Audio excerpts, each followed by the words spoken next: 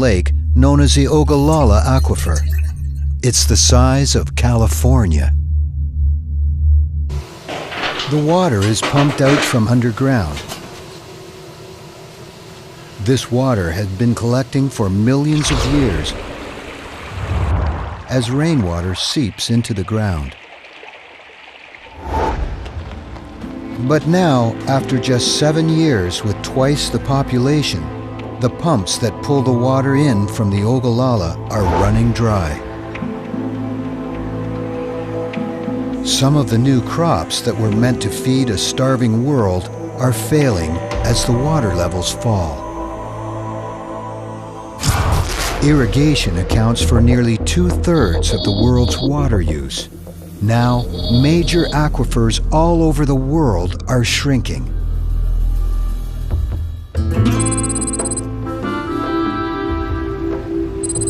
Many cities rely on aquifers too. Mexico City now has 36 million people. Crowded and overheated, the population gets its water from a massive aquifer directly beneath the city.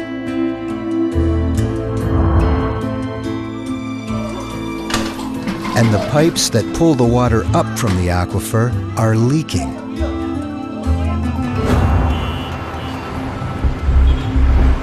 Buildings are crumbling as foundations erode. Mexico City's largest cathedral collapsed today, ruined as the ground beneath it caved in. As many as 200 people are feared trapped inside.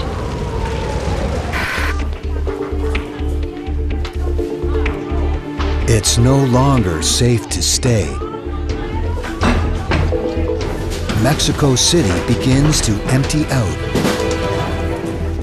And it's not alone. Countries around the world are becoming impossible to live in. Too polluted, too dry. It sparks a migration unlike any the world has ever seen.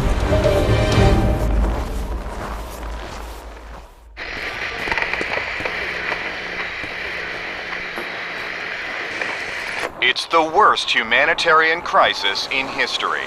So-called water refugees are... Millions of people are on the move. Borders around the world are jammed with the desperate and the starving.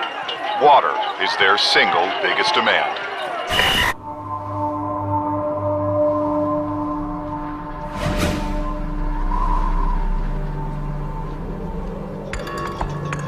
It has been 10 years since the world's population doubled. Hundreds of millions of people are leaving their homes. Along the coast of Los Angeles, many desalination plants lie abandoned.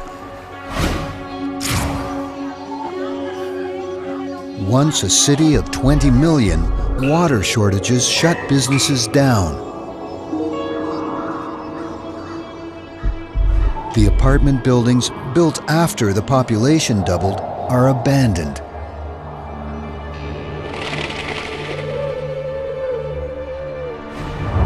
The California dream has run dry. It relied on water stored in vast reservoirs on the Colorado River. Now they're almost empty, drained by too much farming and too many thirsty cities. Farms, once the hope for the world, have run out of water. Farmers have no choice but to leave. They join a growing exodus north.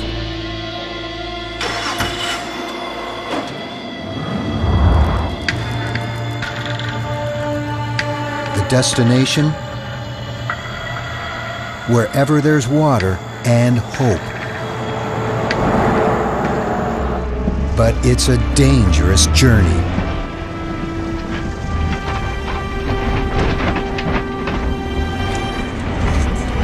Stopping for water is risky. ponds and streams are full of pesticides and fertilizers from farmers' fields.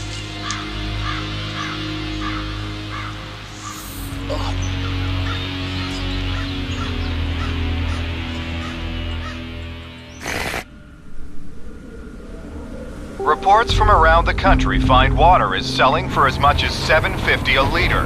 The Department of Agriculture also says that aquifer levels are at an all-time low. Everywhere, water is more valuable than oil.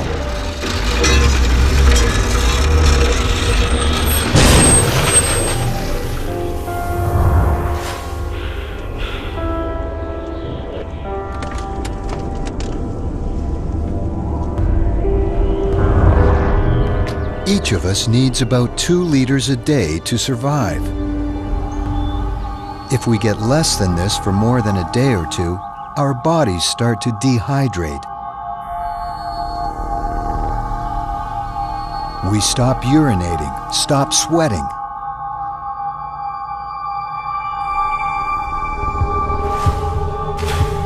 The mind gets confused and disoriented. If we don't get water soon, we'll die.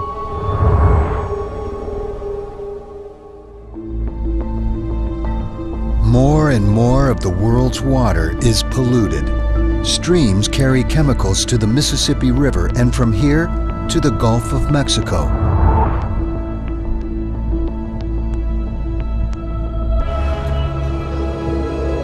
The fertilizer causes algae blooms on the surface that cover hundreds of square kilometers. As the algae dies, it sucks oxygen out of the water. The result is a floating desert.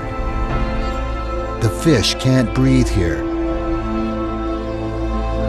Plants can't grow. A cycle of pollution, contamination, and death is spreading across the planet.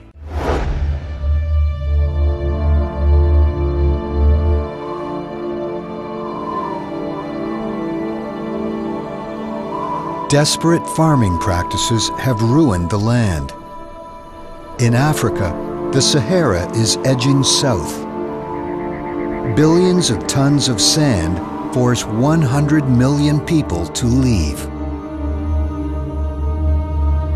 In North America, water refugees head for the world's largest surface reservoir of fresh water, the Great Lakes. They were formed by the end of the last ice age, 12,000 years ago, their water left over as the glaciers melted. Now, millions of people are heading for its shores. Chicago, Detroit, and Toronto are bursting at the seams.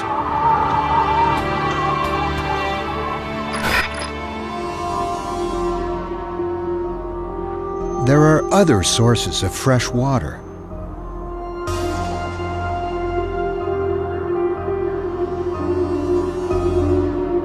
Two-thirds of the world's fresh water is locked up in polar and glacial ice.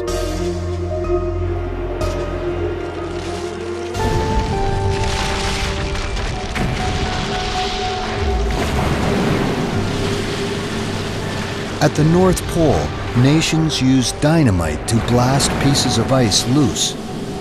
They're towed to coastal cities, including San Francisco and New York.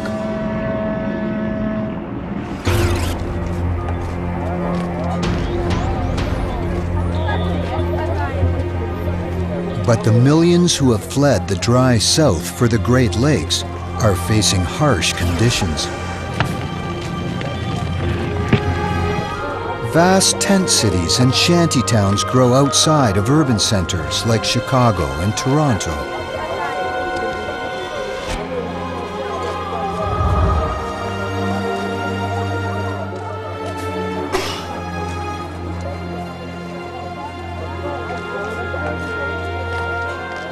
Doubling the world's population has led to the biggest migration in the history of the planet. The biggest collapse is about to follow.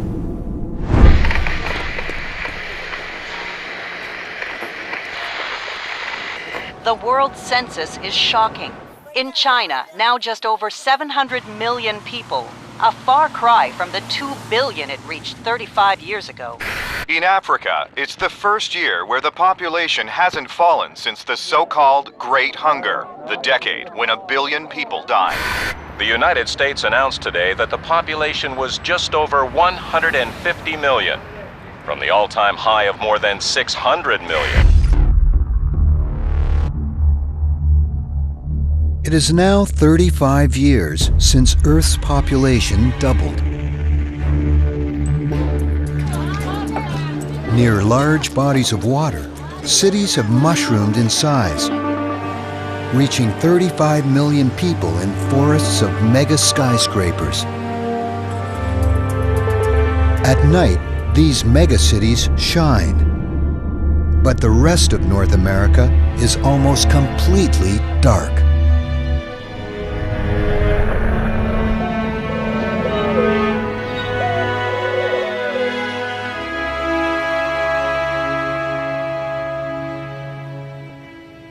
Once thriving cities have been abandoned.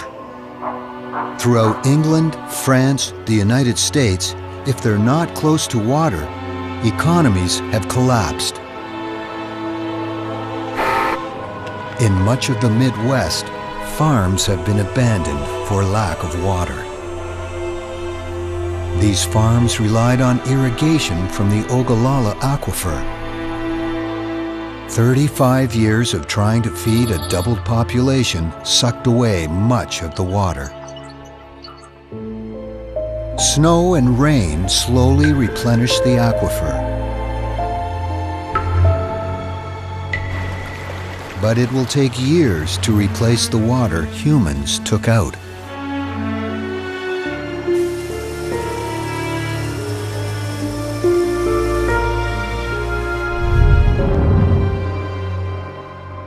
Billions have died hungry, finally confronted by the reality of what the Earth can sustain.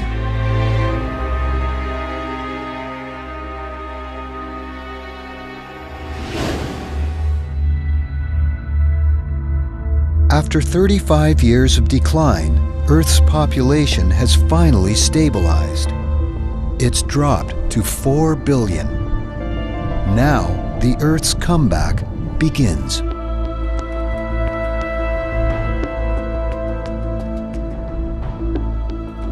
In the oceans, the fish stocks that we all but wiped out slowly rebuild.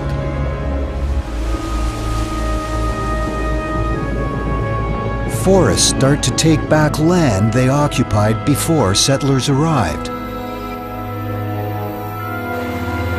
For the first time in decades, rivers in many countries flow freely, no longer dammed and drained by cities and massive irrigation. The reservoirs on the Colorado River begin to fill up again. This has been a thought experiment, a look into a bleak, suddenly overcrowded world. But already, millions are starving. Many cities are overcrowded. Poverty is growing. In the coming years, these strains are likely to get worse. Some believe that the Earth is already at the limit of what it can support, and our population continues to grow.